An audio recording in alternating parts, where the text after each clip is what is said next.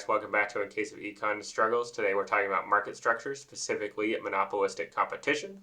Timestamps are below if you'd like to jump around, but let's go ahead and get right into it. First, let's start off by talking about some characteristics of a monopolistic competition market. So our number of firms, we have many firms, but not infinitely many, so less firms than we do in perfect competition. The product that each of these firms sell is similar but not exact. So for example, you can think of car companies. Each of those companies sell something like a small four-door sedan, but like you can differentiate a Honda from a Toyota from a Ford. So they're similar products, but they're not exact. There is some product differentiation, which means that each of those firms, each of those car manufacturers have some market power, but not a ton. So there can be some price differences between those different cars, but there can't be a lot. So if Honda was super expensive, probably the people who generally buy Hondas would switch to Toyotas or Fords. And if Hondas were super cheap and still pretty good, a lot of people would probably switch away from Toyotas and Fords to Hondas. Again, all this means is that firms in a monopolistic competition market are price setters to a degree, but not a huge degree, some market power, but not a ton. Let's talk about the graphical representation of a monopolistic competition market. So we've got our demand curve, we've got this marginal revenue curve, which I'll get to in a second. We've got this marginal cost curve, we have an average variable cost curve, and we have an average total cost curve. We've covered these cost curves in previous videos. We've also covered that marginal revenue equals marginal cost at the profit maximizing level. So we're going to do that same thing. So here's marginal cost, here is marginal revenue. We're going to go ahead and this is the quantity that we are setting in the monopolistic competition market if we are this firm. We're going to follow this quantity all the way up to the demand curve, and that is the price we're going to charge in the market. Notice that where demand equals the marginal cost curve, that's what we saw in perfect competition. So this purple point here would be the equilibrium or the Pareto optimal outcome in a perfectly competitive market. Note a couple of things here with these cost curves. For example, notice that this price is above the average variable cost, which means that in the short run, we're making this profit here multiplied by the quantity. But in the long run, we are comparing the price to the average total cost curve. Those are exactly the same. So in the long run, the monopolistic competition firm earns zero profit, even though they earn a positive profit in the short run. So all this means, in the short run, a bunch of firms are earning positive profit. Other firms are like, hey, that looks really neat. I would like to enter this market. There are no barriers to entry in a monopolistic competition market. So firms entered in the long run, the profit is zero because the price is equal to the marginal cost. Now let's do a quick detour just to prove why marginal revenue is not equal to demand. So let's say I have this demand function. This is